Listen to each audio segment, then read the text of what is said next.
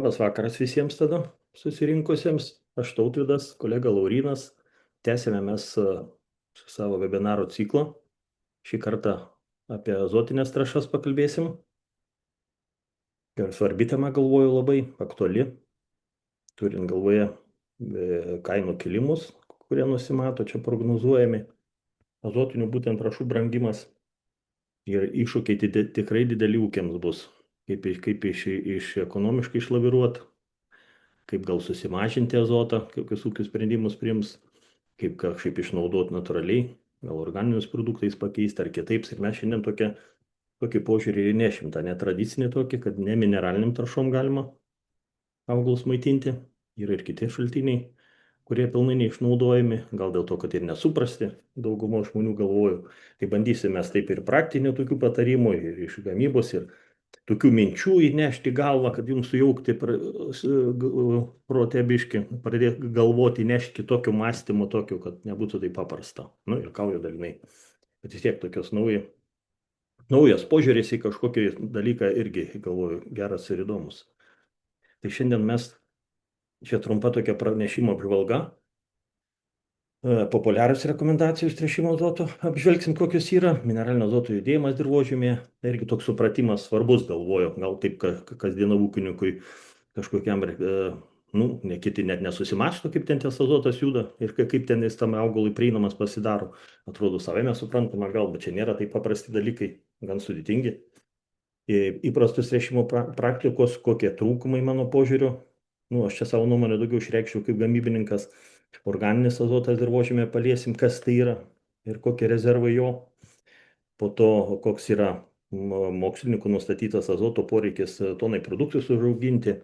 Ir paskui kiek azotų dirvožemėje paliesim, ore kaip yra, kaip viskas yra susiję. Bandysim parodyti, kaip visa gamtoje yra susiję. Ir oras, dirvožėmis, ir augalai. Ir kaip maisto medžiagos juda. Kokie judėjimo ciklai. Azotas turi savo judėjimo ciklą, kur yra anglis ir visi kiti elementai. Augalų, bakterijos simbiotiniai ryšiai, kas irgi labai svarbu, dirvožemio mitybos tinklas, rizofagija, mikrobų quorum sensing, populiacijos komunikacija ir azotas, irgi labai nauja tema, čia tokia irgi Laurynas pristatys. Ir galia paskui praktiniai patarimai efektyvesniam tręšimui, čia kaip būtų galima susimažinti azotą, kaip jį panaudoti tikslingiau, teisingiau. Ir kaip praktiškai, kaip iš tikrųjų panaudoti mažesnės azoto normas, bet gauti tą patį derlių. Galvoju, gan taip tokie irgi mūsų patarimai bus. Iš gamybos jau ir iš pačių, iš kitų, iš mokslininkų, kitų rekomendacijų. Tai jeigu pradėti, dabar augalai, ką teigia mokslas mums? Čia nustatymai, tyrimai padaryti, augalų grupės ir jų poreikis azotui. Pavyzdžiui, žiūrėti žieminiai kviečiai, tonai produkcijos, tonai grūdų 22, derlingumas jeigu 8 tonos. Čia tos 22, kur yra vasariniai kviečiai, čia irgi paimta iš mokslinių šaltinių, kad vienai tonai čia grūdų, čia šiaudai neįskaičiuoti. Nes šiaudų dar reikėtų dadėti, aš paskui ten toliau parodysiu, kiek ten šiaudam išeina, nes iš tikrųjų augalas, kai auga, tai mes ne vien grūdus auginam, auga ir šiaudai. Tai azotas tas bendras iš tikrųjų, jeigu sąžiningiau, tai bendras turi skaičiuotis, ne tik grūdam. Ir jeigu derlingumas 8 tonos, tai taip skaičiuojam, kad 176 poreikis yra. Jeigu 6 tonus vasarinukų, 168, ir atitinkamai, kuo didesnis derlingumas, tuo logiška daugiau azoto reikia augalui, kad jis galėtų užauginti tas tonas. Pupų žirniai, čia irgi, taip parašyta, jeigu taip 3-4 tonus pupų. 4 tonų žirnių nėra čia. Mes skaitykim irgi gal 4, tai daugiau mažiau panašių tos ankštinis. Tai azoto tas poreikis yra. Čia irgi gal taip kažkaip paliesim ar klausimų, jeigu turėsite, man asmeninė nuomonė, tai kad nereikia ankštinio tręšti. Tai yra tokia populiarėja nuomonė, kad reikia mineralinį kažkokį. Čia priklauso labai nuo sąlygų. Kaip azotas juda dirvožemėje? Pagrindiniai yra 2 būdai, kaip mineralinis azotas juda. Tai mineralinis, čia pirmas punktų pažymėtas.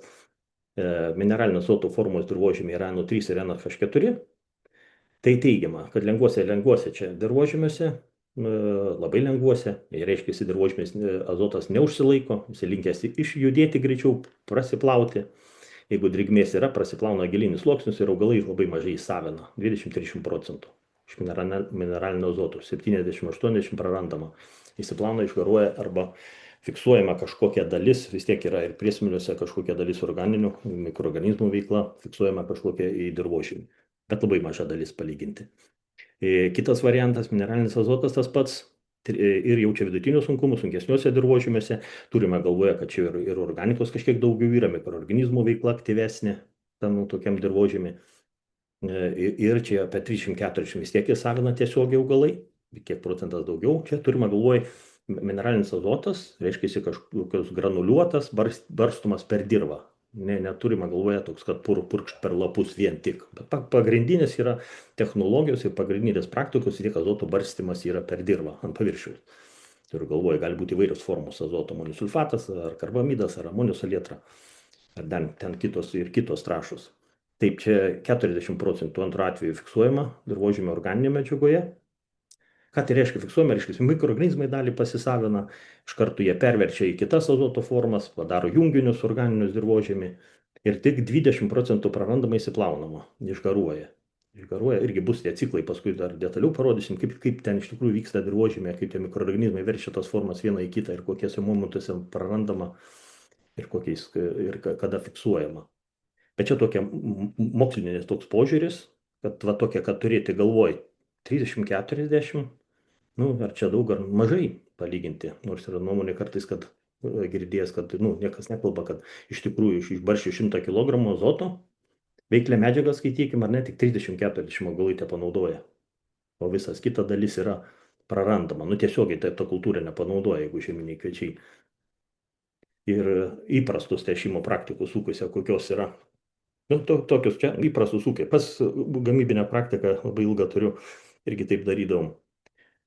Čia tas tyrimas, azoto įsityrimas, niekas to nedaro. Šiaip tai galvoju, daro atskiri ūkiai, negaliu sakyti, atsiprašau, daro kažkokie ūkiai turbūt, daro, bet tikrai ne visi, toli gražu, didžioji dalis tikrai nedaro. Tų azoto tyrimų būdavo valstybės tyrimai atliekami, tokie bendri, dabar jau rudenį, gal matyt, buvo paskelbta, Lamser, kur šimačiu dabar tas buvo pranešimas, kiek to azoto yra spaudoj buvo, kiek rudenį buvo dirvoje likusio azoto, bet ten yra nustatinėjimas mineralinis azotas, tai būtent tas NH4 ir NO3 formose, mineralinis azotas, kiek jau buvo likę prieš žiemą. Bet tas iš tikrųjų, taip pažiūrėjus visą žiemą prieš akis, ir jeigu tokia bus be įšalų, be šalčių, tokia drėgnoka, tai tas azotas smarkiai judės toj dirvoj, tikrai neužsilaikys pavasarį, jo tikrai bus mažiau. Nes ir vegetacija savotiškai dar nestoja, kai sako, jeigu tos pliusinės temperatūros, tai jinai nesustoja, jinai kažkaip sulėtėja, bet vis tiek kažkiek dar vyksta. Kol visai šalčiai neužspaus augalų ir visai sustos, jeigu taip atsitiks. Turėtų būti, nes tai yra žiema. Bet įprastos praktikos, įsitirti mineralinę azotą, bet būtent tirti iki 60 cm gilio, ne 20 kokį, ne viršutinį, reikėtų tirti giliau.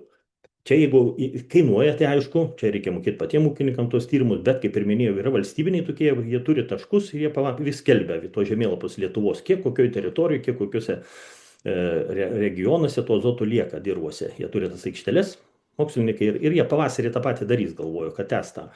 Ir ten tokie orientaciniai vis tiek skaičiai yra, ne jūsų konkrečiai laukų. Jeigu pas jūs laukia kažkur ta aikštelė kažkur yra, tai suprantama, gali būti tiksliau tada jums.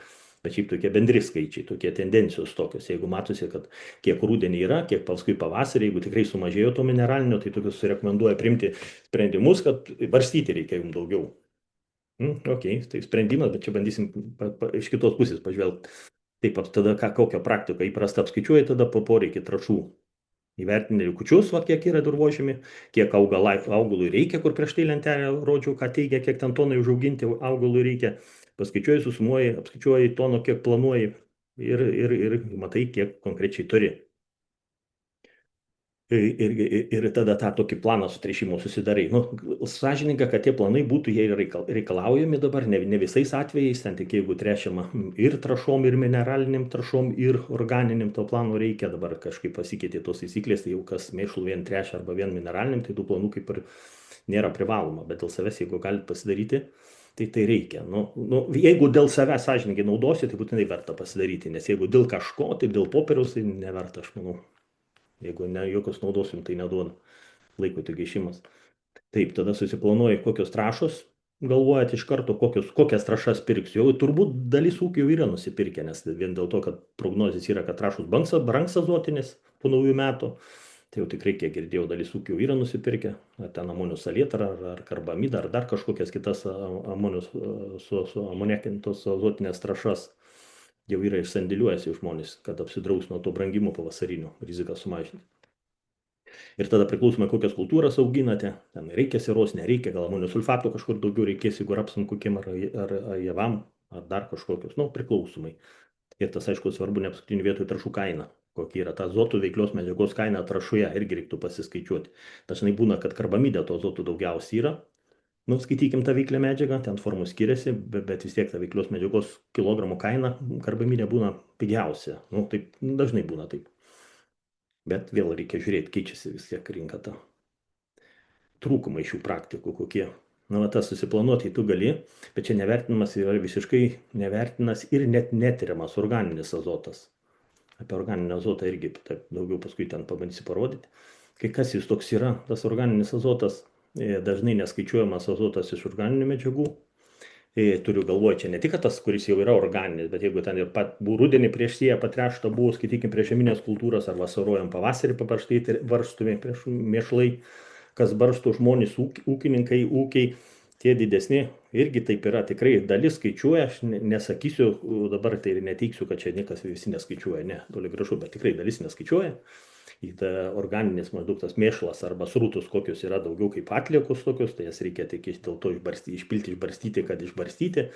Vis tiek paskui, jeigu žmogus patrešia mėšlų, jis ir azotinės mineralinės trąšas dar planuoja, beveik nemažina. Nu, vėlgi, keičiasi dabar brangsta, taip, dabar jau atsižvelgia gal daugiau, bet tie mišrūs ūkiai, turiu galvoje, kurie turi savo trąšų, turi savo mėšlų, kurie neperka, to čia ne apie organinį mėšlą, kad granuliuotą kokią kalbu. Ne, nes granuliuotas tikrai kainuoja daug brangiau, jų čia tada nori, nenori, jau reikia skaičiuoti, nes kainuoja. Bet tie ūkiai, kurie turi savo gyvulių, turi savo mėšlo, va tie dažnu, nu, yra tikrai praktikų, kurie per daug tom nekreipia dėmesio į tą azotą, kuris yra mėšliai. Tai atiduoda, dėl to paskui atsitinka tie išgulimai laukuose. Atrodo, purškia reguliatorius, kviečiai kažkokie vėjai stipresni ir pasėliai guli. Dėl to, kad iš tikrųjų pertrešta. Čia jau kėlė tokius klausimus. Ir lamsiai jau mokslininkai šnekėjo, girdėjau, rodė. Atrodo, pagal azotų mineralinę atiduotas normas lik ir neturėjo užgulti tie pasėliai, bet jie guli, beveik 80-90% guli.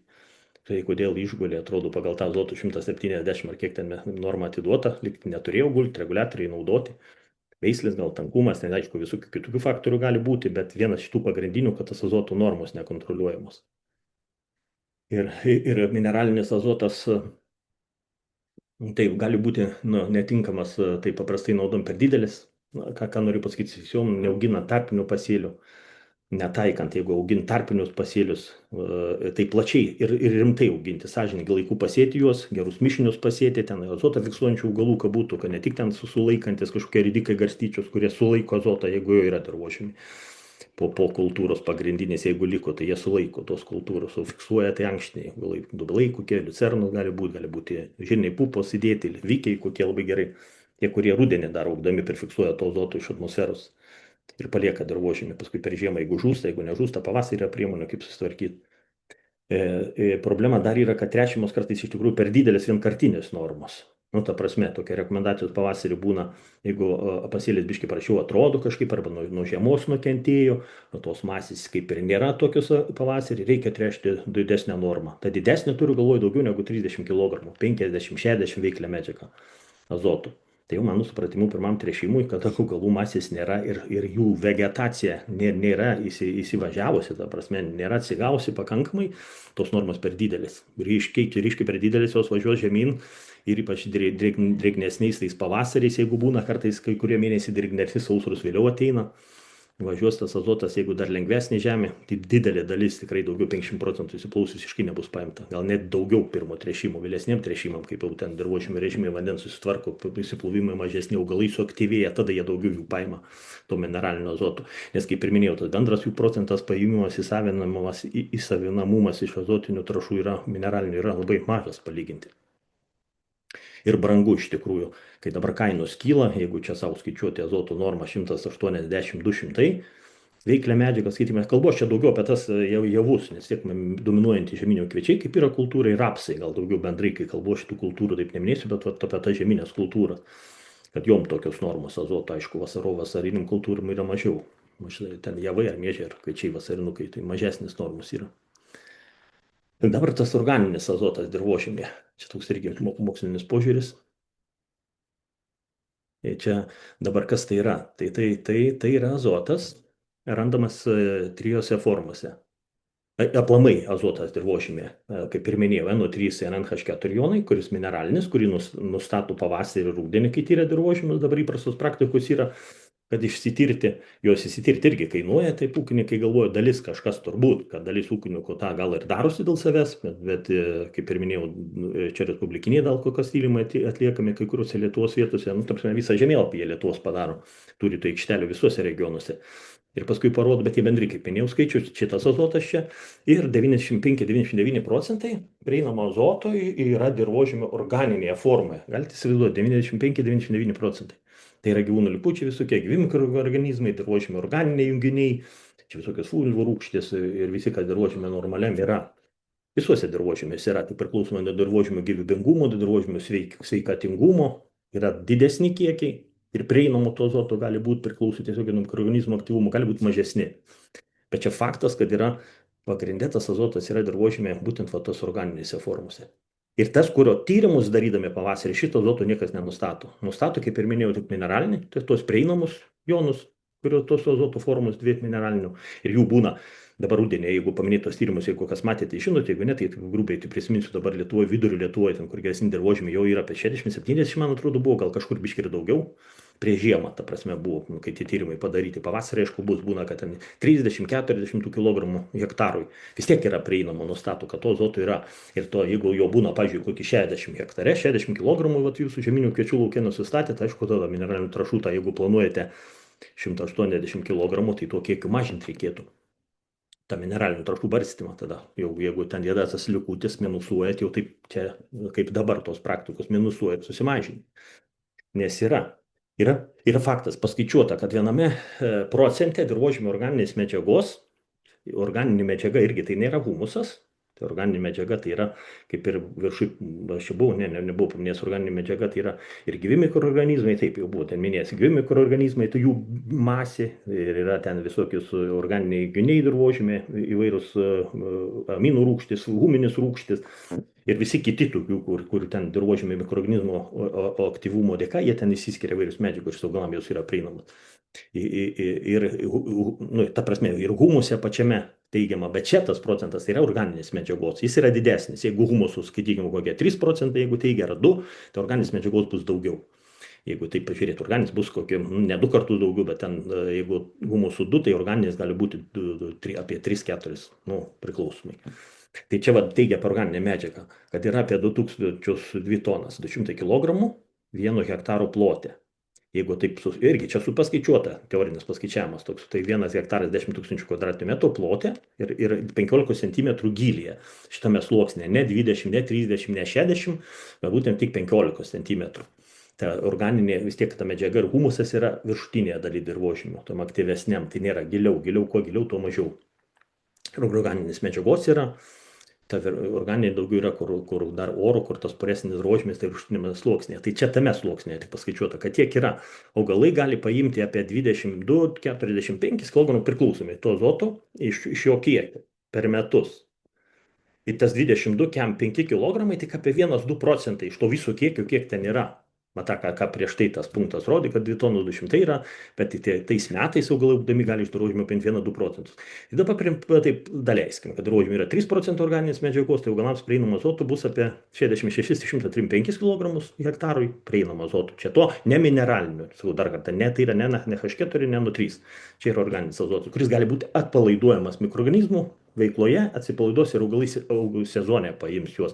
Ne anksti pavasarį, kada dar ta vegetacija neatsinaujino, bet jeigu ten žiemų rimtų nebus, tai ta vegetacija gali atsinaujinti ir kovo mėnesį, ar net būna, kad vasarį jau atsinaujina, tie augalai pradeda rimčiau jau vegetacijos tos požymius rodyti. Tai dirvožemis, jeigu turi 6%, tai tada to azoto bus apie 132-270. Skaitykim, tose ribose taip gali būti įvairiai, priklausomai nuo pačio dirvožemio, koks jis yra. Nemaži kiekiai, kaip pagalvoja, ne, nemaži kiekiai, iš tikrųjų 270, čia tada koks tręšimas, nes yra kai kurių mokslininkų amerikiečių nuomonė, kad va dėka va tokių va šitų skaičių, žiūrint priklausomai kokią kultūrą augina, kiek jūs ten derlių planuojate, jeigu ten kviečių planuosite, aišku, 8-9 tonas, tai to azoto mineralinio reikės.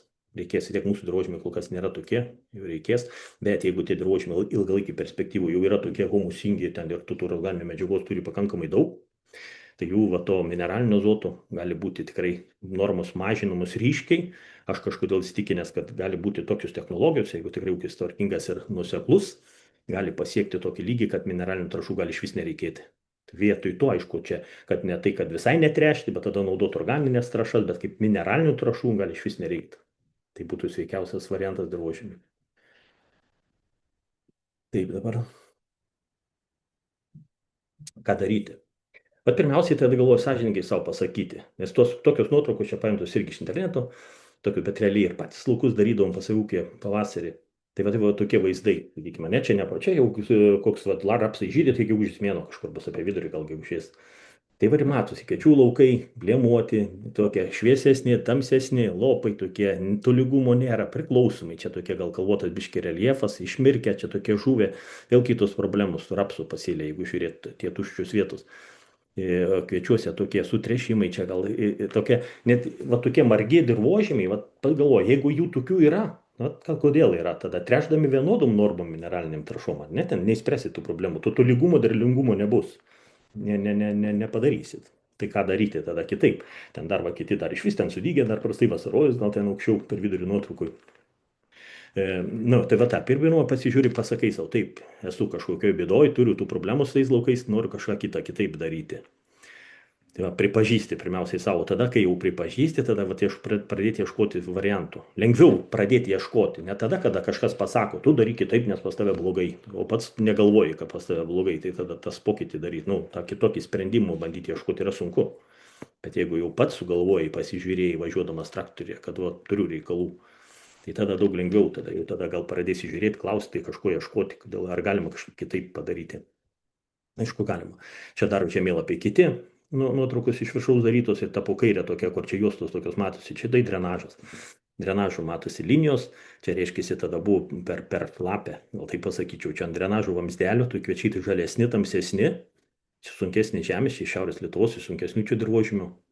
Tokio drenažas, reiškia, ant drenažų vandens mažiau šitame dirvožemėje susigėrė į vamsdelius ir nutekėjo kažkaip tarp vamsdelio, tos, kur šviesesni tokie stresavo, nes ten per didelis kiekis vandens užsilaikė per ilgai toj sunkesniai žemiai, reiškia, jisai trūko augalams oro. Problemos, kodėl trūko oro, sumintas dirvožemis, važinėtas, ten padas kažkoks susiformavęs gal, ir tas ir negeba tas vanduo sutekėti greitai į tos vamsdelius, kad išsiplautų. Tai yra augalai iškart stresuoja, jeigu būna ten oro trūkumas kažkoks ilgesnį laiką, vandens perteklius, kas ir dabar atrodo stebėsi ir girdžiu, kad, sako, vandens perteklius yra dirvoje. Tai dar gal bus ir šlapesnių tų laukų ir orų. Tai tokios, prognozės pavasarį matysim, kaip ten toliau pasikeis. Čia po dešinę pusę, čia irgi gal kas turi žiūri, tas čia konkrečiai paimtas žemėlapis realus, čia praeitų metų paėmiau OneSoil, kokia programėlė yra, nemokamai internete OneSoil. Vienas dirvožemis, vienas žodis OneSoil.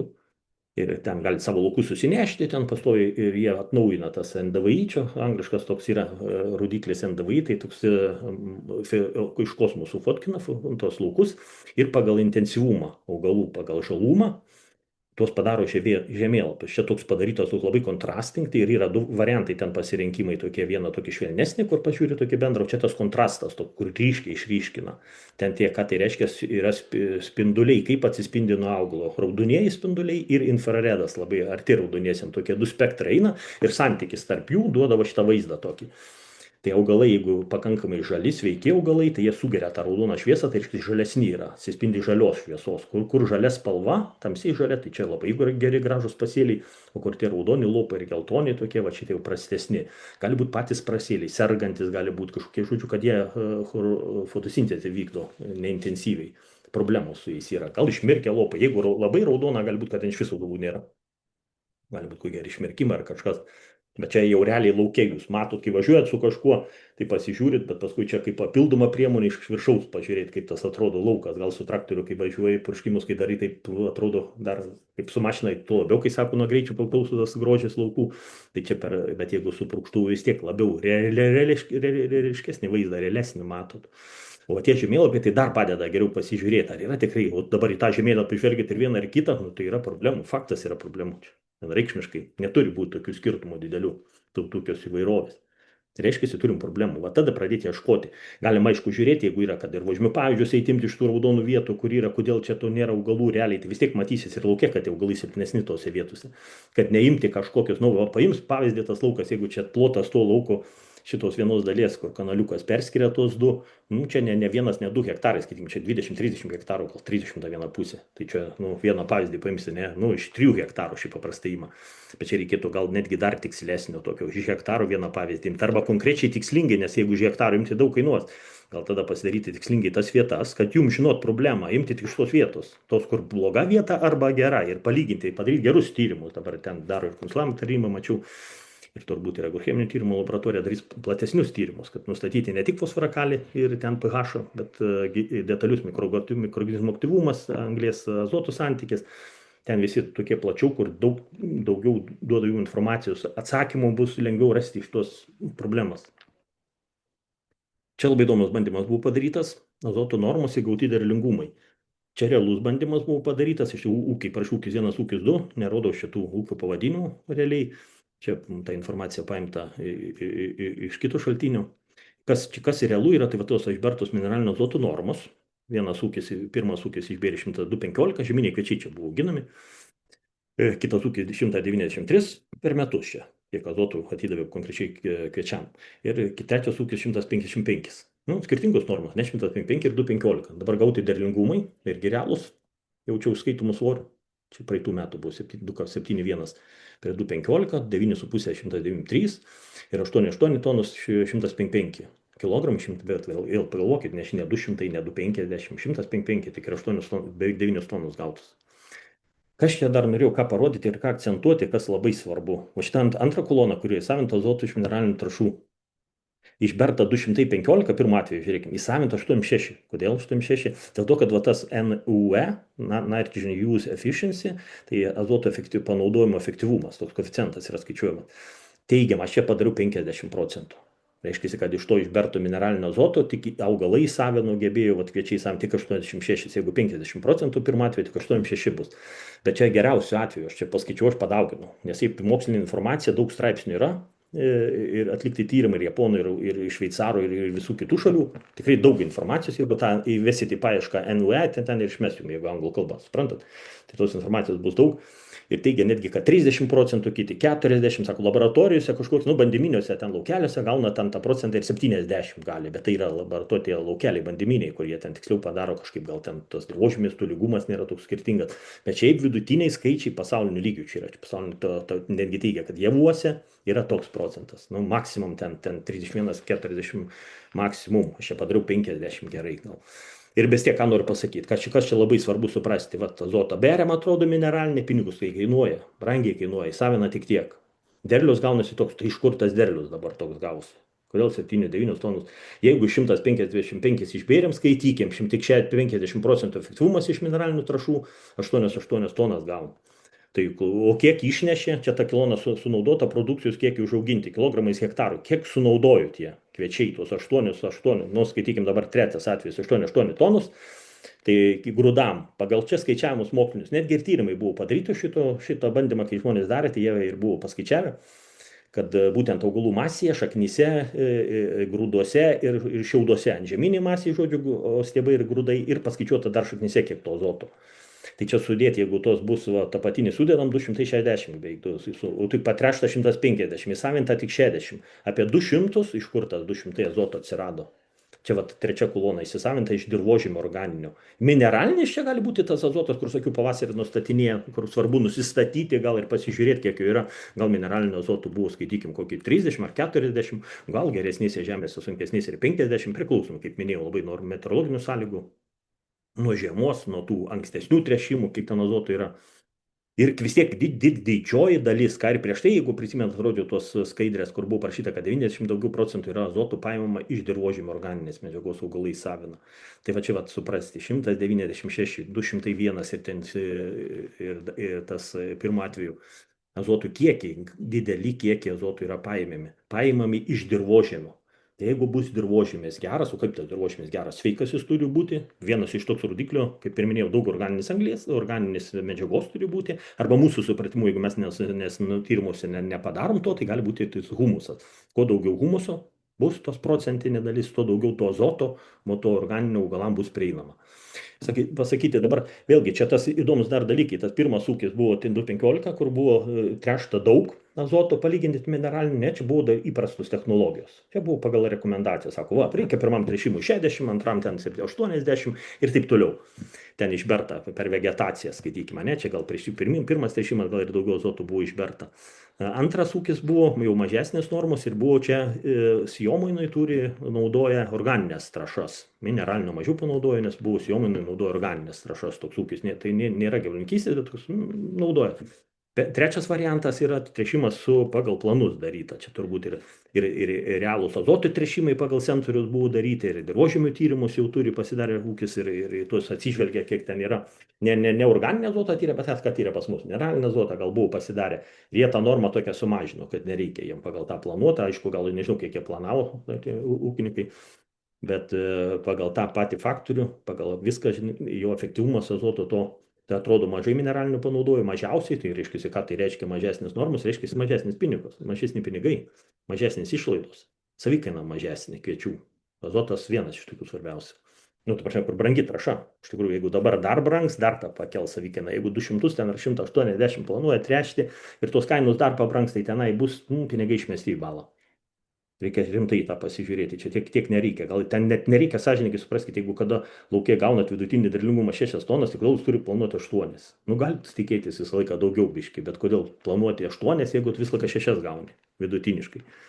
Tai gal tada neplanuok 8, 7, 6,5 planuok ir treška atitinkamai pagal tą kiekį, bet ne pagal 8. Nes jeigu planuosit 8, ten 9, tai pagal tuos mokslinius paskaičiavimus, kai rodžiau, reikės tų mineralinio azoto daug daugiau. Pagal tas įprastas technologijas. Turiu galvoje, bet ką čia noriu pasakyti ir parodyti, kad mineralinis azotas visiškai nesvarbiausias momentas.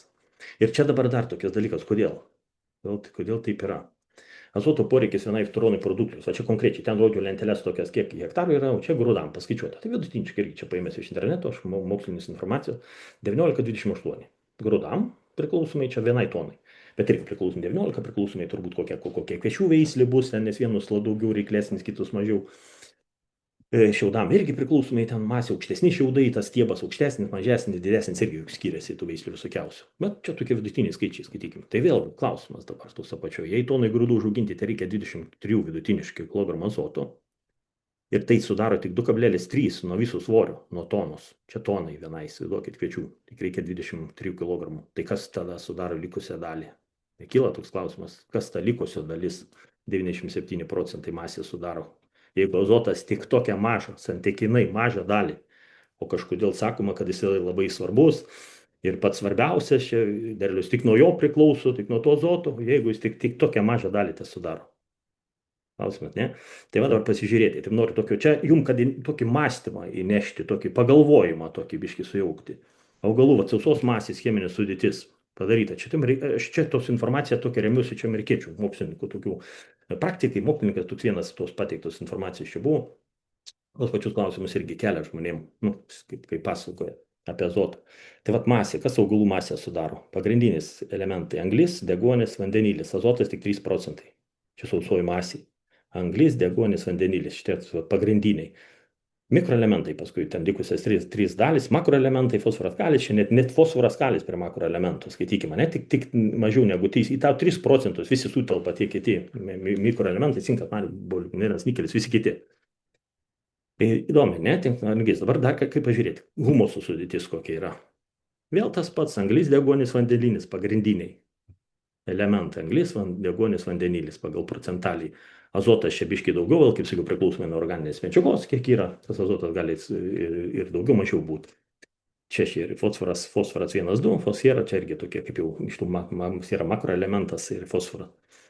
Tai va, šie elementai ir formuoja, va, tą, jeigu humusą žiūrėti, tai huminas, iš ko tas humusas susidaro, huminis rūgštis, fulvų rūgštis, glumalinas ir visi kiti organiniai junginiai kitokie. Ten susiformuoja, sujungia tos grumstelius, tos medžiagos su libido, glumalinas, tos grumstelius dirvožemio, molio daleles ar kažkokias ten su organika visokia dar, bet tokia jau apyrusi. Čia nėra, čia ne į humusą neįsiskaičiuoja, kad organinė medžiaga, kai kalbėjau, ten dar ir nesuyra organinės medžiagos kažkokios, o čia jau tokios neįsiskaičiuoja, tos nesuyra, čia jau skaičiuojasi, kurios yra jau perdirbtos mikroorganizmų, perdirbtos į organinius junginius, jau kaip po atskirų šiaudų gabaliuko kažkokios, skaitykime, liekanos, jau čia nesiskaičiuos šitą humuso, jeigu procentinį išraiškai tą sudėtį jau ir procentinę, jeigu išraišką darysim, jau nesiskaičiuoja. Organinių medžiagų todėl procentas didesnis būna negu humuso. Humuso jau labiau suvirškinta mikroorganizmų, perdirbta organinė medžiaga į tos organinius junginius, čia, va, kaip sakiau, fulvo guminis rūgštis. Įdomus dalykas, ne, čia tie procentai anglies ir dabar dar vienas svarbus rodiklis - oro sudėtis, kas yra. Visi čia suprantat, čia irgi nieko naujo aš nerodau, čia tikrai nestebuklai, bet azotas 78 procentai ore, deguonis 21. Anglės dioksidas 0,04, na įvairiai kažkur 0,03 mačiau tą procentą, čia tokia radau. Ir paskui tą 1% likusi dalinasi helis, neonas, vandens garai, priklausomai dabar, man atrodo, atmosferui, čia viena australų mokslininkė sakė, kad problema atmosferoje yra vandens garai daugiau, nei kad CO2 ar kažkokius kitus ten dujos, bet būtent vandens garai problema. Tai jeigu pažiūrėti, vėl tie patys azotas, deguonis, tik čia anglies, kas dirvožemė, kas humuse, kas organinė augalų masėje, tai patys vėl elementai. Kokie azotas atmosferoje yra, bet ką reiškia, 7-8 procentai azoto. Tai yra azotas, kuris kol kas nemokamas yra tas azotas atmosferoje. Mes, aišku, nesugeba augalai paimti, tai čia dabar apie tą, kaip tą azotą, atmosferos azotą, kaip jį paimti, kaip jį išnaudoti, nes yra didžiuliai rezervai. Kaip jį išnaudoti iš atmosferos. Čia yra tokie ciklai, greitai prabėgsiu, kaip virsta azoto formos. Čia pirmas variantas N2, tai atmosferos azotas, paima, jį gali įsavinti, kas jį gali paimti. Tai augalų simbiotinės bakterijos, kurios yra ankštiniai sudaro, visokie žirniai, pupos, liucernų, dobilai, sojus. Jie užmė savo bakterijas, turi šaknų gumbelio šakninės su gumbeliu sudaro, ir jos ten paima azotą iš atmosferos. Reiškia, oras turi dirvožemį ateiti. Kad tą azotą jos paimtų, turi oras ateiti dirvožemį. Turi purus dirvožemis, būti laidus orui. Jeigu sumintas bus stresas, tai va, jeigu sumintas dirvožemis, tada kažkaip rekomenduoju ankštinius reikia tręšti, ten galvoju. Tai tręšti gal vienu variantu galima ankštinius, jeigu jie neauga, matai, kad neaugina masės tarp problemą, tai tada taip pat tręšia azotą, tas azotas padės. O kodėl neaugina masės klausimas? Tai turbūt dėl to, kad dirvožemis sumintas, dėl to drėgmės per daug gal, trūksta oro. Mikroorganizmam reikalingas oras, ypač gumbeliniam bakterijom. Jeigu norime, kad azotą fiksuotų, paimtų iš to oro, kur 7-8 procentai yra, turi būti oras ateiti iki jų, iki šaknų augalo, turi oras ateiti, tada tai pasisavint. Čia svarbu labai irgi pamatyti, suprasti, mikroelementai labai svarbu šituose procesuose, kad tai mikroorganizmai vykdytų tą savo efektyviai veiklą. Aišku, jie turi būti ant dirvožemį, turi būti sąlygos jiems, kad jie gyventų. Skaitykim, kad čia normalų dirvožemį sąlygos sudarytos, molibdenas yra, nikelis, fosforas, svarbu čia tam momente. Ir yra paverčiamas iš karto mikroorganizmų, bakterijų, čia išvardytų šone, jeigu norite pasiskaityti rizobium bakterijos, tai rizobium. Kita dar grupė bakterijų yra laisvai gyvenančių, kurios nesudaro ryšio, simbiotinių ryšių su augalų šaknimis, jie laisvai gyvena. Jie gali ateiti į augalą, augalas gali suvalgyti tas bakterijas, pasimti tą, ką reikia ir vėl išleisti, ten procesai, ten tokie dirvožemiai vyksta. Tai jos ten irgi, jos azotą paimti gali savyje turėti tik tuo atveju, kada bus oras dirvožemį. Jeigu yra oro pakankamai, jos kvėpuoja, tai iš oro atmosferos azotą tą ir paima. Va, ten N2 azoto pasima, tos bakterijos save laiko ir atiduoda augalui. Nesimbiotiniai ryšiai čia yra, bet kiti ryšiai su augalu. Augalas jie maistą maitina, atiduoda cukrus, o tos bakterijos atiduoda tą azotą. Ir azotas verčiamas yra. Būtent ne savaime kažkaip virsta. Būtent atmosferos azotą paverčia amoniaką, paskui amoniakinė rašų forma yra NH4 forma amonio. Augalė jau būna ir augalas tiesiai pasima, iš karto pasima. Tie ankštiniai, kurie simbiotinius padarė, tie, kurie neturi, tai ten tie su tos kitos bakterijos atneša, laisvai gyvena, kur sakiau, mutina vieni kitus ir jos ateina augalą atiduoda azotą. NH4 ne visada paima, turi būti labai arti augalo, augalas geba ją paimti šitą formą, bet jinai turi būti labai arti augalo šaknelių. Taip, jeigu ten, nes yra su pliusu ir dirvožemio dalis su minusu, skaitos dirvožemio kompleksas, ypač molio dalelės minusą turi krūvį, ta dalelė NH4 su pliusu, tai gali būti priima, pritraukia labai ir laiko tos molio dalelės, ir netiduoda taip lengvai šitos azoto formos. Nu, augalas tada negali ten, su vandeniu, jeigu daugiau būtų kažkaip ten O NO3 forma, po to kitos bakterijos, nitrifikacijos bakterijos, yra nitrosomas nitrobakter, paverčia būtent NH4, jų veikloje, ten dirvožemį vyksta pastoviai tie procesai. Ta azoto forma paverčia NO3, reiškia, vyksta, jos prijungia azotą, pasiima ten vandenilį atpalaiduoja, prijungia azotą, prie ir NO3 pasidaro forma. NO3 jau judri, jau tirpi, va ką nustato, kaip minėjau, ta mažiau judri NH4, bet yra mineralinė forma, NO3 yra judri, vandenė tirpi, augalas didžiąją dalį, ką mes mineralinės trešim, tai pasiima per NO3. Nes mikroorganizmų pasiekoje, ne šiaip savo kažkaip, kaip sako, čia pavirsta kažkaip neakcentuoja, nei pardavėjai niekas, bet būtent mikroorganizmų dėka, bakterijų dėka, tos formos viena iš kitos paverčiamos. Intensyviai bus verčiamos, kada bus palankios sąlygos, pakankamai šilumos, ten drėgmės oro. Jeigu nebus tų sąlygų sudaryta pavasarį kažkokia per šlapę, per kažkas, tie procesai visiškai nevyksta, sustoja, atrodo barstom trąšas tas mineralinis, bet nevyksta, jokio efekto augaluose nematom. Nes augalas nesugeba į save amonio sulfatą, pavyzdžiui, ten forma bus visai kita, nėra NO3 formos ir augalas viskas nepaima, atrodo. Patrišim atrodo, atidavė trąšas, čia niekas nesikeičia. Vien dėl to, kad būtent netatinkama forma, netadoto forma, kad negali būti augalai priimti. Tai pavasarį už tai rekomenduojama, kad pirmą tręšimą daryti, kad būtų NO3 formos, kažkokie ten, pavyzdžiui, amonio salietoriai yra 500 su ir tokius. Tai ten gali būti, bet nedidelės normas ten. 300 fizinių svorių, 30 bendrai, kad būtų 300 azotų, pilnai užtenka, mano supratimu, nesvarbu, koks ten tas pasėlis. Aišku, jeigu gerai priešaliai, daug organikos galima iš vis ten dar patamti su to pirmu tręšimu, jeigu gerai pasėliai atrodo. Ir kas toliau vyksta, absorbuoja augalas NO3, dalis įsiplauna, nes, kaip sakiau, NO3 judri labai forma tokia ir eina su minusu yra, kaip ir dirvožemio kompleksas, jis mažai sulaikoma, nes jinai kaip pat minusas stumia ir įsiplauna su vandeniu. Išvažiuoja, jeigu drėgna, tai išvažiuoja, tai nemaža dalis, ką ir minėjau, štai iš mineralinių trąšų nėra įsisavinamumo, tikrai suprasti 100%, tai čia bandau paaiškinti, kodėl nėra. Dėl to, kad tik mažą dalį augalai priklausomai nuo jų aktyvumo, kokia ta NO3, kiek spės paimti, kiek spės atpalaiduoti. Jeigu tik atpalaidavo, perdirbo, bet išsiplovė kitus į apačią. Tos NO3 forma išvažiavo.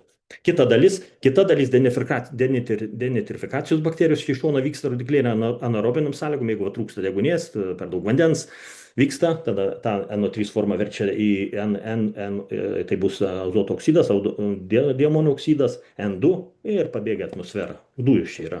Jos garuoja tada per dirvožemį, nesulaikys niekas, jas paverčia mikroorganizmai, denitrifikuoja į tą azoto formą, tą žodžių, kurią mes ten patręšim kaip mineralinę trąšą ar kažkaip. Tada dalis buvo NO3 formų paimta augalų, dalis įsiplovė, kita dalis išgaravo. Tai tie nuostoliai ir gaunasi, dideli nuostoliai, kodėl tas įsivenumas nėra 100%, dėl to, kad tie procesai visą laiką vyksta, nepriklausomai nuo jūsų ten, netgi nuo mūsų kaip žmonių veiklos, ten, ką mes darysime vienaip ar kitaip, per dirvožemį tręšimą, ta dalis tie procesai vyksta natūraliai. Ir tos bakterijos jau tą darbą daro. Jos dalį paleidžia, dalį išplauna, dalį nespėja suimti, priklausomai nuo augalų. Tie procesai vyksta. Kitoj daly parodė organinė medžiagos, kaip vyksta humusas, organinė medžiaga, sakykime, jeigu yra irgi azoto ten, kaip ir minėjau, irgi tos bakterijos grybai atpalaiduoja tą azotą, skaido, tie patys procesai, skaido iš organinių formų azoto, skaido vėl į tą patį NH3 į amonio ir NH4. Iš tas formas NH4 augal gali dalinai paimti, bet gal ne kitos vėl tos pačios bakterijos tada bus skaidesni, kaip ir kairiai pusėje buvo tas pats, tie patys procesai, nitrifikacijos bakterijos. Skaido reikalingi mikroelementai, va čia parašyti irgi labai svarbu suvokti, kad būtent tuose procesuose, vienose ir kitose, kokie mikroelementai labai svarbus. Jeigu yra dirvožemį, viskas ok, nepastebėsim, bet jeigu kažkokio trūksta, tai tie procesai sulėtėja. Ir čia paskui rekomendacijos, kaip duosim, tai matysite, kad būtų tų mikroelementų. Ir vėl amonio forma, tas nitratas ir vėl ta pati fa. Įsiplauna dalis lieka dirvožemį, dalis kita neutralizuojasi. Tie procesai pastoviai vyksta dirvožemį. Čia nepriklausomai visiškai nuo mūsų. Mes tręšim, netręšim, ten tai organinė medžiaga vis tiek skaidysis, jau čia likusi iš praeitos kultūros mikroorganizmų yra dirvožemį, jų yra. Tik tas mūsų veiklos pasiekoje gali būti jų arba daugiau, arba jie aktyvesni ir jų daugiau rūšinė sudėtimi ir skaičiais, arba jų mažiau. Bet tie procesai pastoviai vyksta. Greičiau, mažiau, bet jie vyksta. Ir rizobium bakterijos, kur gumbelius sudaro, čia nuotrauka tokia paimta, tokie gumbeliai, čia ankštinis augalas, šaknynas parodytas. Ir tie gumbeliai tokie, jeigu ružavą spalvą būna, kaip jį perspaudė, reiškia veikia. Ir tas gumbeliai, tas dalį augalas tiesiogiai sunaudoja tą azotą, tas augalas, kuris auga, nes jis ir padaro, tos bakterijos pirmiausia jam atiduoda, po to jeigu jam jau užtenka pakankamai, tada kita dalis lieka kitai būsimai kultūrai, lieka dirvožemį. Tai yra organinis formos, tai nėra, kuris azotas įsiplaus ar pabėgs kažkaip dėl kažko išgaruos, tai yra organiniuose junginiuose, kaip ir minėjau, to organiniai, ką ten pradžioj rodžiau, tas azotas dalinai ateina ir iš gumbelinių bakterijų, ir iš laisvai azotą fiksuojančių. Jos sukuria tą organinę azoto dalį, organinius junginius to azotų. Atmosferinį azotą paverčia, į dirvožemį traukia. Ir čia pasakyta, tie skaičiai tokie, dideli skaičiai irgi azoto, to jeigu sėjomainai, kodėl svarbu tada turėti ankštinių sėjomainai. Todėl, kad yra labai gerinantis dirvožėmį, ankštiniai augalai ir labai daug azoto palieka. Tai duobelai iki 100-300 kg, liucernos nuo 85 iki 500 kg gali palikti priklausomai nuo masės ir izomėm, bakterijos sukaupia daugiau azoto, pavyzdžiui, tai pupų, tai iš 840, žirnių iš 30-120, žymiai mažiau negu žolynai, tai ankštiniai žolis, liucernos duobelai, jos dirvožėmio struktūrai, dirvožėmio sveikatai labai svarbus augalai, labai svarbus. Tai jeigu kažkokia galimybė yra, netgi jeigu ne mišrus ūkis yra, juos surasti, įsijomainą įtraukti šito žolynus yra labai svarbu dirvožėmio. Žvelgiant iš dirvožėmio perspektyvos, iš dirvožėmio gerinimo, tai to žolės sėjomainai privalo būti. O paskui jau kur juos dėsite, jeigu mišrūs ūkiai, aišku, čia sakau daug paprasčiau, jie gali pašaramą sunaudoti. Jeigu nėra gyvulių kažkokių, galima su kaimynu susitarti kažkaip, kad jam atiduoti tą žolę. Galima kitas variantas, galima sėklas auginti, yra variantų visokių. Čia reikia tik vėlgi tam neturite įrangus ar kažkaip, reikia tikslą turėti išsikelti ir siekti palaipsniui. Nes nauda dirvožėmiui žudynų yra neįsivaizduojamai didelė. Rūgščiuose dirvose, aišku, tai rizomų bakterijos sulėtėja, mažiau azoto, nes trūksta molibdeno geležies, fermentų veiklai, tas procesai sulėtėja, mažiau gali būti prifiksuota. Čia tie skaitos ribos tokios, už tai didelis ir gaunasi. Didelis mineralinio azoto kiekis gali trukdyti, jeigu yra per daug mineralinio azoto nuo 3H4, tai būtent tie procesai, simbiotinis azotas, ten augalai, sojas ypač jautrus yra visi, jeigu bus to tokio azoto laisvo, augalas jaučia ant šaknynų, kad yra, tai jis ir nefiksuos tų bakterijų. Tų atmosferinių. Natūraliai tie procesai vyksta, jie darys, bet lėčiau, bet jeigu yra lengvesnio, to NO3 su vandeniu gali įsiurbti azotą, tą formą, tai tada jis naudos tą azotą ir nedarys šitų. Tuo labiau tos azoto normos didesnis slopina tos natūralius procesus. Jeigu trečia mineralinės trąšos, nebūtinai azotinės, ten ir fosforas ir kalis, visų kitus mineralinės trąšos slopina tos mikroorganizmų veiklos aktyvumą dirvožemį. Tai va, tos didelių normų reikia vengti. Ir čia variantai, kaip jas kitaip pakeisti.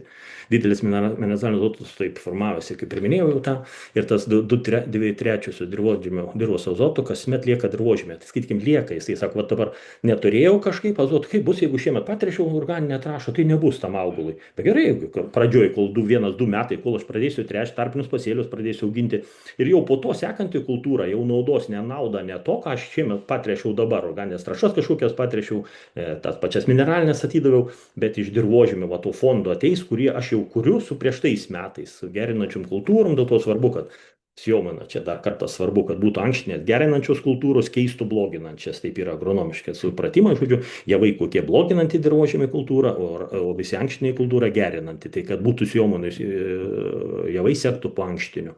Tada derliaus toną, pavyzdžiui, 1,5 tonos praktikai iki 2,5-2, plus konkrečiai vien dėl to, kad tas buvo augo priešsėlis geras.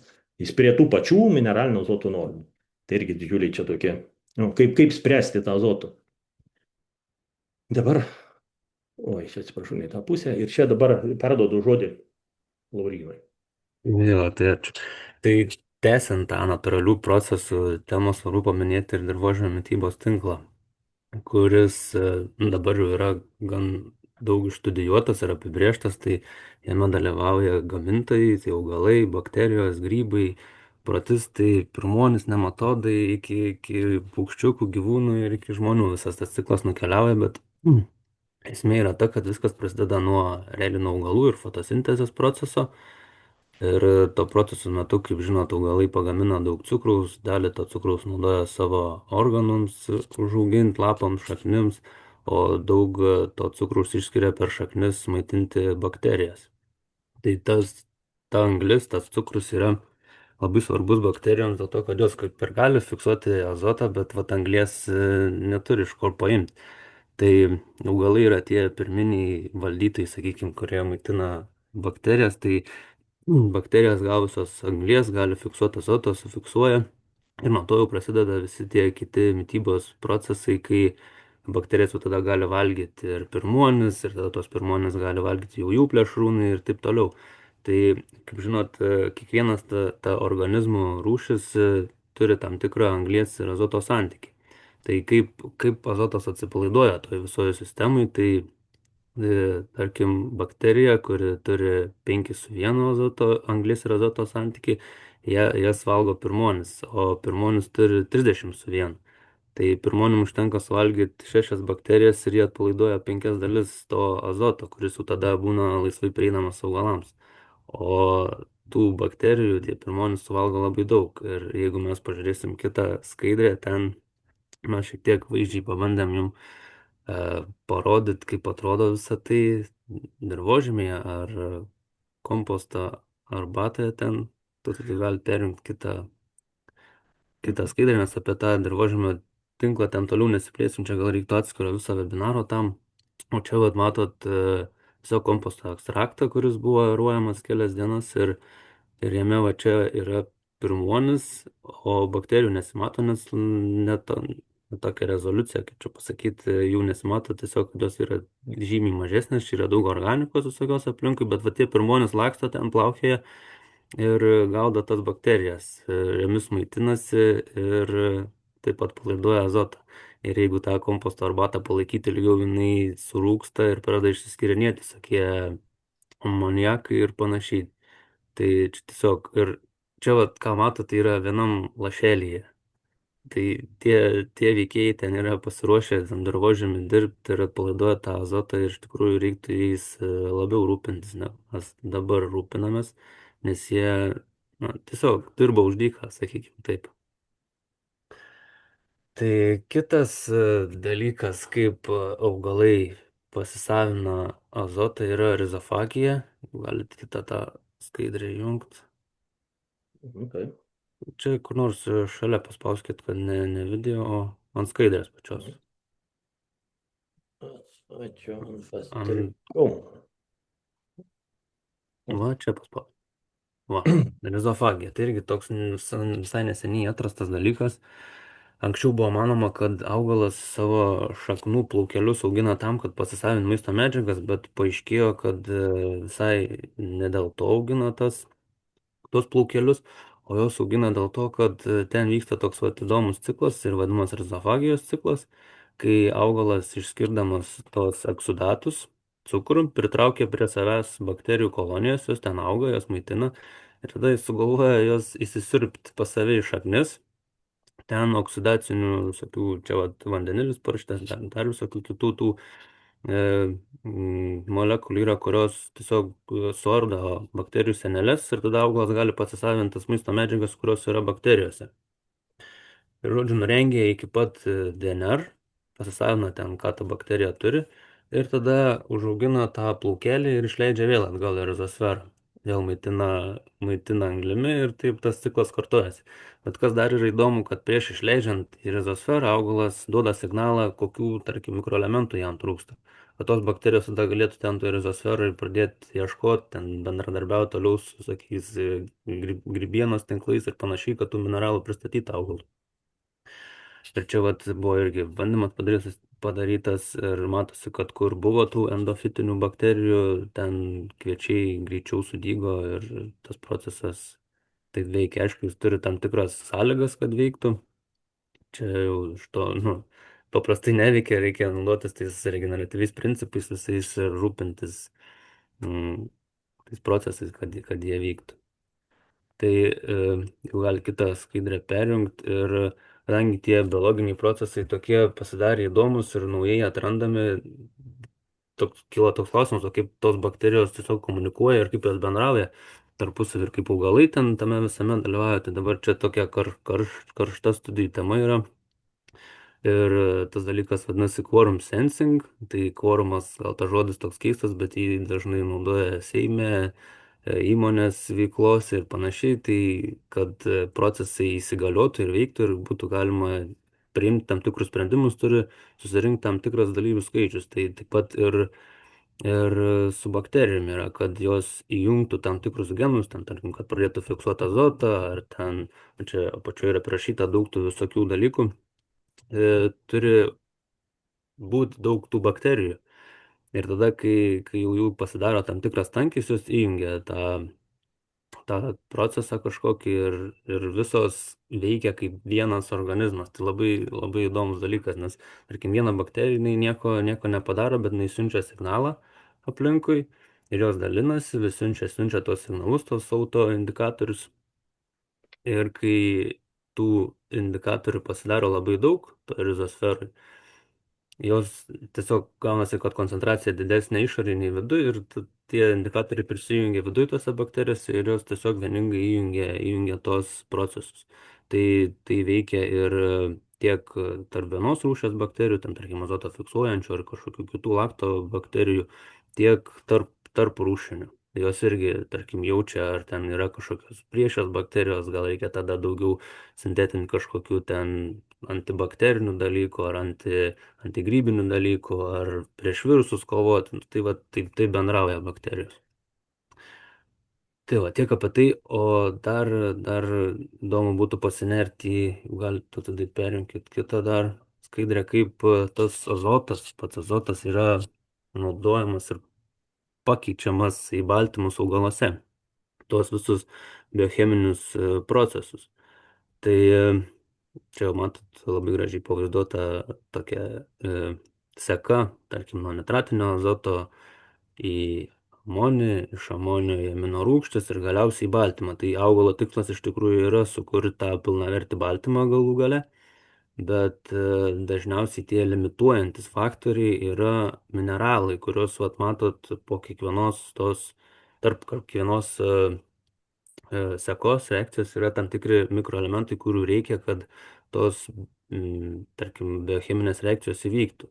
Tai kad nitratinis azotas būtų paverstas į amonį, reikia molibdeno, sieros, geležies, tada iš amonio turi virsti į amino rūgštis, bet tam reikia mangano, magnio, o kad iš amino rūgščių paversti į tą pilną baltymą, tai pažiūrėkit, kiek reikia visko ir fosforo, ir sieros, vėl magnio, mangano, boro, kalio, cinko, tai dažniausiai iš tikrųjų limituojantis faktoriai ir būna tie vat mikroelementai, kurių augale trūksta ir augalas tiesiog negali sutvarkyti su pertekliniu dažnai azotu, būtent nitratinio azoto, nes nitratinio azoto augalas gali kaupti. Jisai, jeigu jo yra perteklius, jisai ta prasme, tiek amonį, tiek nitratinio azoto augalas šiaip ima aktyvios pernašos būdu per šaknis, bet jeigu yra labai didelė koncentracija išorėje ir ištirpusio to nitratinio azoto vandenį, tai augalas tiesiog paims su vandeniu į save. Ir tada kaupia jį savo audiniuose, tai vakuolėse dažniausiai.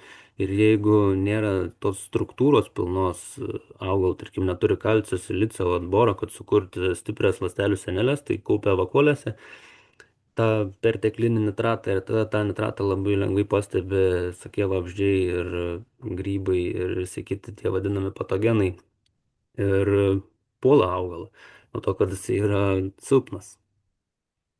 Ką dar iš čia būtų įdomu paminėti, tą, kad gal daug kas nežino, bet, pavyzdžiui, kad karbamidą paversti į amonį reikia nikelio. Tai čia iš vis toks gal negirdėtas keistas dalykas. Po to tai realiai geresnė forma, kurią reiktų naudoti dažniau, gal yra amonis, bet irgi ne per daug, ten tarkim amonio sulfatą, bet ne per daug, nes per didelis kiekis amonio sukelia anglies stygių augale. Tai gali, ir jeigu nepilnai efektyviai veikia, tarkim, fotosintezė, tai augalui gali pritrūkti tiesiog tos gliukozės ar kitų dalykų, nes augalas paėmęs amonį per šaknis, jisai jį verčia iškart į amino rūgštis, o tam, kad paversti amino rūgštis, irgi reikia tų anglies junginių. Tai dėl to reikia irgi atsargiai su amoniu, nes galima prisidaryti irgi problemą. Tai turbūt tiek aš norėjau pasakyti apie tai, gal jeigu kažkokius kils klausimų, dar paklausit. Ačiū, Laurynai, dabar aš vėl pratęsiu. Čia tokie dabar praktiniai dalykai, tokie, kas svarbu, kaip būtų galima kitaip planuoti tręšimus azoto, su tikslu taupyti kaštus, pagerinti dirvožėmį. Čia Laurina dabar labai gražiai tikrai tai pasakė tos visus, kas vyksta augale. Tai labai svarbu suprasti. Ten aš kažkaip bandžiau rodyti, kaip tos azoto formos iš atmosferinio azoto, iš organinio, jisai pereina per amonio ir nitratinį ir augalas pasiima. Ir pasiėmęs vėl jis verčia amonio arba nitratinį, verčia į kitas azoto formas, kol galutiniam rezultate amino rūgštys ir suformuojami baltymai. Ir visi tie procesai reikalauja energijos. Todėl, kad tada gaunasi, taip atrodo kaip įdomiai, taip atrodo trečia vienus išsiurbia, paskui augalas vargsta labai didelės energijos, naudoja tą nitratą paversti ir kaip Laurinas minėjo, net ne visą sugeba paversti, susiurbia daug, bet nesugeba paversti ir tada prisikupia. Čia praktiškai man teko irgi matyti tokius pasėlius, kai jau, kaip sakom, yra tamsiai žali tokie atrodo. Yra toks vienas faktorius briksus nustatyti, tai ten kiek yra cukrų, tuose lapuose, tamsiai žaliuose, šviesiai žaliuose, bandymus tokius eksperimentinius dariau, laukuose pats tyriau. Ir buvo tas tamsiai spalva, nereiškia, kad ten yra cukrų, kad ten tie procesai veikia. Ta tamsiai žalia spalva atrodo kaip ir daug chlorofilo, ir to ir siekiame, bet tas azotas, ką Laurinas paminėjo, žinai, nepanaudojamas visiškai. Tie augalai žymiai pasidaro jautresni ir visiškai atsparumą praranda nuo visokių patogeninių lygų, visus, kur yra sukeliamos grybų. Ne, visus puola ir kenkėjai visokie puola, jie nepasidaro. Kuo daugiau tų cukrų, kuo to azoto bus mažiau nitratinių, bus iš karto augalas gebės perversti į kitas formas, į amino rūgštis ir suformuos baltymus augale, ko tikslas ir yra jam. Tuo jis tie procesai, kuo greičiau vyks, tuo jis bus atsparesnis aplinkos faktorium. Ta svarbu suprasti. Ir čia sėjomaina, kas svarbu, kaip tai padaryti. Sėjomaina ir dirvožemio sveikata. Ką reikia daryti, kad būtų išnaudoti organinį azotą daugiau, ką mes ir kalbam, kad mažiau būtų priklausomam nuo mineralinio azoto, nuo to įneštinio, kur kainuoja ir laiko visko, ir sąnaudos didelis tikrai. Tai sėjomaina. Čia vėlgi nieko naujo, mes tą kartojam savo pasisakymuose, svarbu sėjomaina, svarbu tarpiniai pasėliai, svarbu dirvožemis. Suvokti, kad dirvožemis yra pats svarbiausias dalykas. Ir visos tos priemonės, ką dabar pasakom, rodom, yra kaip tą dirvožemį pagerinti, kaip padaryti, kad jame būtų daug organinės anglies, kaip jame būtų padaryti, kad būtų organinių medžiagų daugiau ir organinio azoto. Kad augalai gebėtų augti ir mažiau būtų priklausomi nuo aplinkos. Tai va, sėjomaina 6-8 metų. Kiek dabar yra? 4, 5? Nu, čia geruose ūkiuose jau gal yra ten, ekologiniuose ten ir pas Valentino genį ten jisai ir turi dar 9 metų, ar kiek ten tas sėjomaina pasėliai, gal dar daugiau turi. Auginti tarpinius pasėlius per žiemą, jie įsilios auginti. Posėliai čia kažkaip neparašiau, dėl to, kad posėliai tokius labai sudėtinga juos reikia.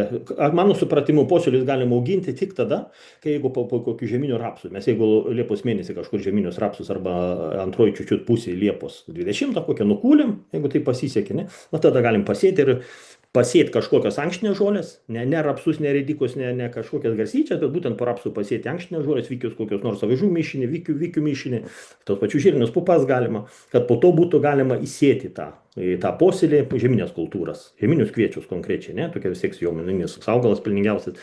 Tai va žeminius kviečius. O jeigu yra tikslas dabar, kaip daugelis ūkių turbūt daro, kad išmoką gal paimti, turbūt, kad toks tikslas po kviečių sėja kviečius arba po žeminių miežių sėja kviečius arba po žeminių kvieturgių sėja kviečius arba atvirkščiai po javų žodžių žeminių sėja. Vėl žeminius javus ir bando ten įtarpinti posėlį, tai čia visai netinkamas reikalas. Dirvožemiui jokios naudos, ir ūkininkui pačiam naudos nėra. Tai aiškiai, operacija išbarstų gal ne kažkiek kainuoja tos sėklos, jeigu ten vieną dar kažką pabarsti ar du, kaip reikalavimo nėra ten mišinio rimto turėti, tai čia vėl kiti dalykai. Bet čia dėl to, kad svarbu yra tarpiniai pasėliai per žiemą ir įsėliai, yra daug daugiau naudos dirvožemiui ir galutiniam rezultate ir ūkininkų piniginiai daug daugiau naudos. Kitas, kuo mažiau mechaniškai ardyti dirvožemių struktūrą, judinti, reikia tas dirbimo technologijas keisti. Čia vėl ta beriminė technologijos, ne ten okeitos, dar netgi mano supratimu yra geriau ten pereiti visiškai tiesioginę sėją.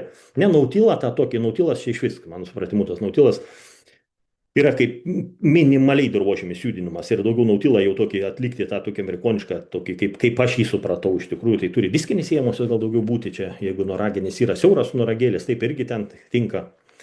Bet tas juostinis sėja kaip tarpinis variantas ir rapsam ir kviečiam pupom visiems svarbu juostinis, kur giliau nagas pajudinas, jos ne visą plotą judina, bet išjudina tik juostelę, giliau pajudina. Kokiam ankštiniam svarbu, būtent svarbu dėl dirvožemio susiminimas yra problema, didžiulė dirvožemio sukietėjimas, sutankėjimas, suminimas, kad tą padaryti, jeigu neturite kažkokios atskiros operacijos, nenorite daryti podirbių purenimo kaip atskiros operacijos, tai tada juostinė sėjamoji tam tinka, nes nagelį biškai giliau paleidai prapureno, nors to eilutėj prapureno giliau, tą orą įleido prie šaknų. Ir atlikti taip dirvožemių tyrimus, kad būtent jeigu jau norite kažką susižinoti apie savo dirvožemį ir kaip jį gerinti, reikia, kaip sakiau, pradėti nuo kažko suprasti, kur esu šiandien. Tada galėsite sprendimus priimti, ką toliau turiu daryti, kokie toliau žingsniai turi būti, kad tam dirvožemio gerinimui. Tai tos tyrimus pilnaverčius atlikti, ne tik ten nustatyti pH, fosforą, kalį, bet tirti dabar, kaip sakiau, yra galimybė dabar ir pas mus Lietuvoje organinę anglį, mikrobų aktyvumą, mikroorganizmų įsitirti, anglies azoto santykis, ką ir minėjau. Laurinas labai svarbus, kalcio magnio santykis labai svarbus, kalcis labai svarbus dirvožemiui. Mes apie žolės, kai kalbėjome apie piktas žolės, tai jau minėjome apie tą kalcio svarbą, koks kalcis yra svarbus ir šitiems sluoksniams. Kaip sudaryti sąlygas, kad žolės neaugtų, augtų kultūriniai augalai. Tręšimas. Koks tręšimas geriausias? Kaip sumažinti? Va tas, ką ir minėjome, tas karbamidinė forma, mano supratimu, taip mineralinių trąšų mažinimą aplamai. Pirmiausia, mineralinis trąšas mažinti reikia. Tada išnaudoti organinės, išnaudoti čia vėlgi. Prie to, ką jau kalbėjau, sėmainą darom, tarpinius pasėlius auginam, viską kartu darom. Nesirenkam vieno kažko atskirai. Pasirinksiu tarpinius pasėlius, jomanus neturiu, ten turiu augalų kaitą, man ir gerai, nieko negerai čia. Trumpalaikį perspektyvui kažkokio, kol dar dirvožėmis veža, kol gali, kol dar tos mineralinių trąšų tie kažkaip veikia, bet ateina laikas, ateina tokia riba, kai dirvožės nebeveža. Kabutės, neveža derliaus, nedaro derliaus. Treškim hektorių mineraliniam nebegali įsivė daryti. Ir plus labai priklausomi nuo aplinkos sąlygų mes pasidarom nuo temperatūrų, nuo drėgmių visokių, iškris lietaus reikiamų laikų, ten derlius bus geras. Neiškris problema. Problema derliui pirmiausiai, problema paskui dirvožemiui, auga visokie žolės, nekontroliuojami, augalai silpni, lygus puola.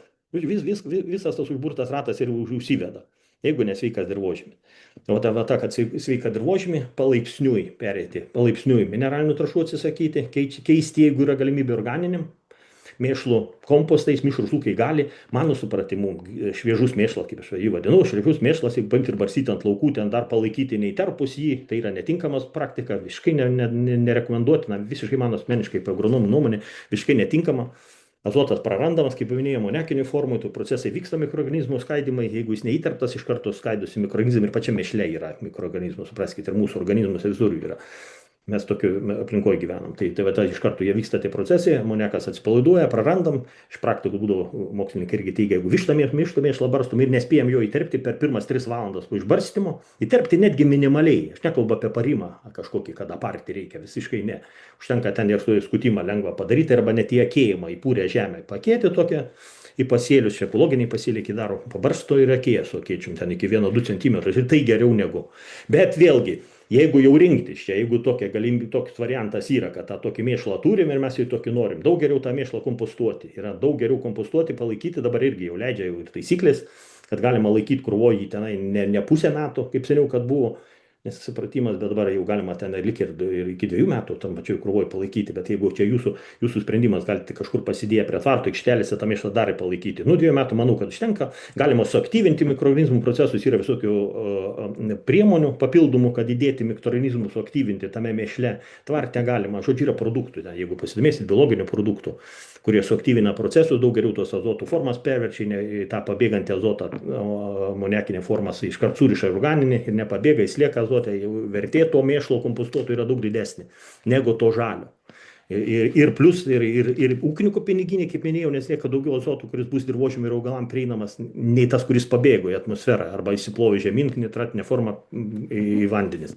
Ir ta tarša padidėjo, o čia ne, šiuo atveju daug geriau.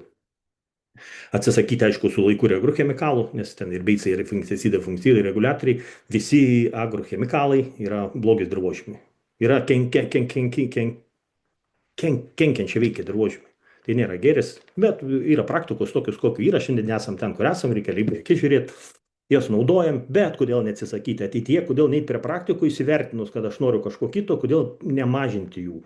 Mano supratimu, iš praktikos tikrai mes, kaip sakiau, savo ūkyje buvom nuo intensyvių ėjome ekstensyvų ir galtiniam rezultatė į ekologinių ūkį perėjom. Tai mano supratimu, pirmiausiai, kas iš ūkių turėtų beicai išeiti, biologinių produktų visokių ir pati geriausia vieta, kur apvelti sėklas yra organiniais visokiais gyvais mikroorganizmais arba maisto medžiagom. Sėklą apvelti, įpurkšti eilutės jos metu, pats geriausia vieta, nepurkšti ant paviršiaus po to. Jeigu nėra tokio varianto, galite ten papurkšti ant paviršiaus po to, kai masė augalų kažkokia yra lapais uždengta, bet ne ant plikų nuogų dirvožemių. Irgi variantas, bet žymiai mažesnis veikimas, mano supratimu. Ir atsisakinėti, keisti organiniam trąšom, žodžiu, ir atsisakyti tų visų chemikalų. Po to, pirmiausiai, kaip minėjau, beicai, paskui turėtų išeiti insekticidai, po to fungicidai ir patys paskutiniai herbicidai. Jeigu tai palaipsniui atsisakyti, jeigu visko iš karto nenutraukti, nes negalima iš karto nutraukti, yra dirvožemis pripratęs, yra pripratę mikroorganizmų, yra neaktyvūs tokie, jie tas dirvožemis, kad susitvarkytų, reikia laikotarpio, ten 2-3 metų, 4-5 priklausomai. Aš manau, per kokį 6 metus jau, jeigu taip tendencingai pabiškai atsisakinėsit, mažinsit, tas per kokį 6 metus, per sėmainą, skaitykime, jeigu jūsų 6 metų sėmaina, bet prasisuka augalai per vieną sėmainą, jau pagerėjimas turėtų ryškus dirvožemį pasimatyti. O tas pasimatyti, tai konkrečiai ir išlaidose pasimatys, kad ir mažiau reikės tręšti, mažiau ten purkšti ir augalų derlius visiškai nenukentės. Ilgalaikį perspektyvų tik derlingumą derliumai didės. Jeigu dirvožėmį sveikatinsim, jį laikysim gerą tokį, ir tas priemonės tokias išsaugo dirvožėmį, taikysim, ilgalaikį perspektyvą ekonominė nauda ūkininkui bus daug didesnė, negu kad pastoviai būti priklausomų nuo tų įneštinių medžiagų. Čia elementariai pačioj parodyta sėjomaina. Gal tas sėjomaina irgi toks supratimas, daug žmonių galvojo, kaip, dalis žmonių nesupranta, arba čia kaip pasakė augalų kaita, tai visiškai ne tas pats, kas sėjomaina yra. Augalų kaita, tai yra, jeigu laukų lygių imti, tai gali būti tada sakyti, augalų kaita lauke. Tame lauke viename, kur ten vienais metais auga kviečiai, kitais metais augs rapsai, paskui gali augti vėl kviečiai, paskui augs pupos, paskui augs vėl po pupo kviečiai, gali būti žieminiai kviečiai kas 2 metai, nes nėra baisu. Tas periodas, kokios pupos, tai turi į tą patį lauką ateiti po 5-6 metų. Kviečiai rapsai tas pats po 5-6, ne anksčiau, nes dėl lygų visų, kur paskui dirvožėmis. Žodžiu, o čia parodyta pačioje schema keturlaukis sėjomaina ir tos kultūros taip rodiklėlim aplinkui eina. Vienais metais auga kviečiai pavytai pačioj, paskui ten 2 metais bus dobilai, paskui miežiai. Taip ir sukasi per kiekvieną lauką, visus reikia suprasti, keturlaukis sėjomaina reiškia per 4 metus per vieną lauką praeis visos 4 kultūros. Čia kurios parodytos, jos tame lauke pabuvos. Per 4 metus pabuvos po kartą kiekvieną kultūrą. Jeigu 6 metų sėjomaina, tai 6 laukų sėjomaina, jeigu tenai dar daugiau laukų, tai kuo daugiau tas laukų sėjomainai turim, tuo į tą patį lauką, ta pati kultūra ateis po ilgesnio periodo. Čia elementarūs agronominiai dalykai, kurie patys svarbiausi, nuo ko pradėti.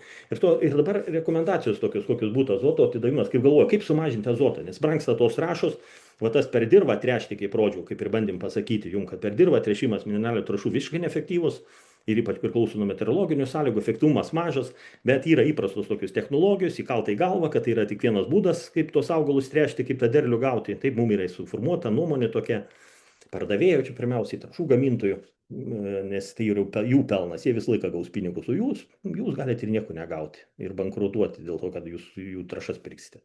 Čia realybė tokia. Tai kaip atsisakyti? Tai išeiti mažinti, jeigu neišeina mažinti, skaitykim, galima. Va ką ir Laurinas minėjo.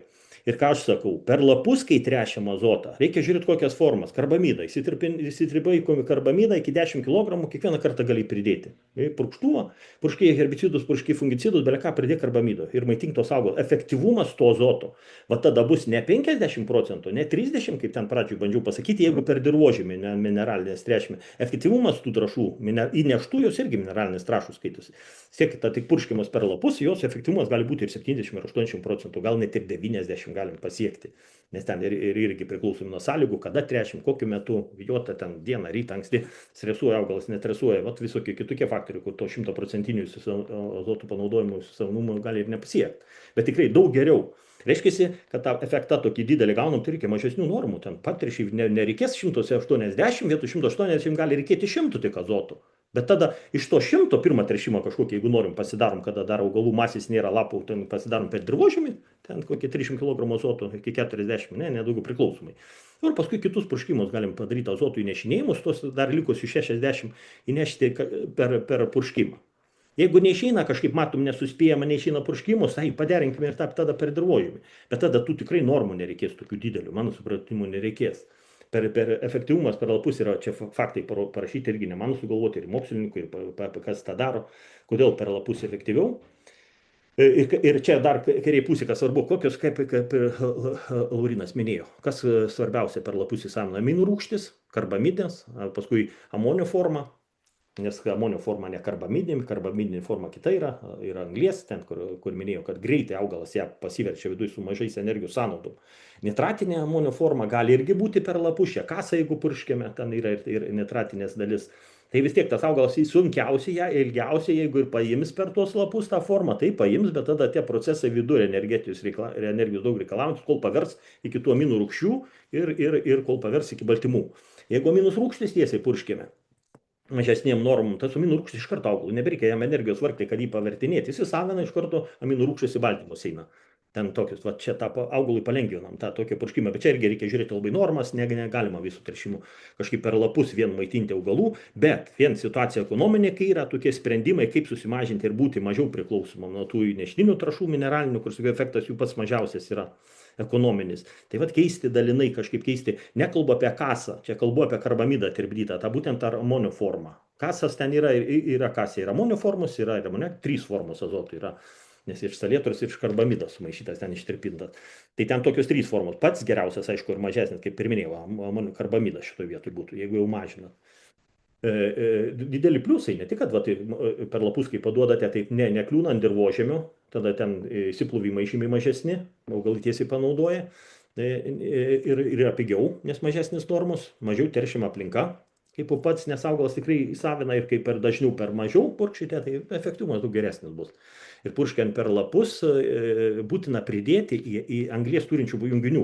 Būtent jeigu purškimui tai lengva, ten netgi čia skaitykime ir kasą purškite, dabar pasirinkimą turite kasą, aš nesakau, kad visi turite perėti iš karto daryti, tai ką mes sakom, ne, čia tik sakom, mes tai rodom variantus, kelius, kurie yra mūsų supratimu patys ekonomiškiausi, ir augalų sveikiausi, ir aplinkai sveikiausi būdai, bet jeigu purškite kasų kažkokius turite, nusipirkę, tai dabar neatsisakysite. Panaudokit kasą, bet į kasą reikia pridėti irgi anglies turinčių produktų. Ten tokių irgi paskui konkrečiai parodysiu. O čia pavyzdžiai. Aminų rūgščių, melasos galime pilti, fūrų rūgščių, huminių rūgščių, komposto ekstraktų. Įvairių pasirinkimų yra, kur yra anglies. Tada daug geriau sušvelnina ir tą patį produktą, įsivenumą pagerina ir azoto tas formas daug greičiau augalas įsavina, kaip yra būtent anglies pridėta. Ir jeigu patrešit kažką, tai irgi tada svarbu, gal tą augalus, jeigu birę trąšą kažkokią azotą išbarstyti, skaitykit toks pasirinkimas, tada augalus, kai purškite, būtinai tada į kažkokį kitą purškimą, dadėti tų irgi anglies turinčių produktų. O pačią melasą galite prie herbicidų, prie kažkur, mano supratimu, Lauryna paskui galės ir savo nuomonę pasakyti, galima pridėti ir ten pridėti tų produktų, tų kitų, kad tą azotą, kurį per dirvą padavėt, kad augalai lengviau irgi galėtų pasavinti. Nes tie svarbu, kaip įrodė mikroelementai, mažų normų jų labai reikia, ten tie kaip katalizatoriai, ką Laurynas rodė. Nikelio formos ar kažkokio, jų kartais atrodo, jeigu organiką trešia, mėšlą kažkokį naudoja, mano supratimu, ten dirvožėmiai ir bus, ten net papildomai nešinėti gal nereikia, bet įvairių dirvožėmių yra, visokiausių ten tų dirvožėmių yra, visokiausių tų, kur tikrai gali kažkokių mikroelementų tikrai trūkti, tai tada nustatai tyrimus, pasidarai ar lapą ar kažkokius, matai, kad jo trūksta, ten jeigu lapė trūksta, tai vėlgi tai nereiškia, kad dirvožėmė dar kartais nėra, žiūrint, kokios sąlygos susidarė, gal augalas negeba paimti, gal aktyvumas per mažas, visokių kitų dalykų yra. Bet jeigu taip atrodo trūksta rodo, tai tada reiktų įnešinėti, purkšti per lapą, bet nebūtinai ten didelių normų, kad ir minimalias normas ir taip svarbu galvoju pagelbės. Čia dar konkretus pavyzdys, kaip karbamido rekomendacija tręšimui per lapus. Karbamidai įsitirpdinam iki 10 kg, 10 iki 15 metų stuomant, įsitirpdinam vandenyje.